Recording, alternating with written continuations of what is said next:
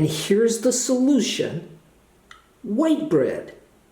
Bread, it will stop the flow of water long enough for you to solder a pipe. What you have to do is you have to tear off a sizable amount of bread and compress it into a wad.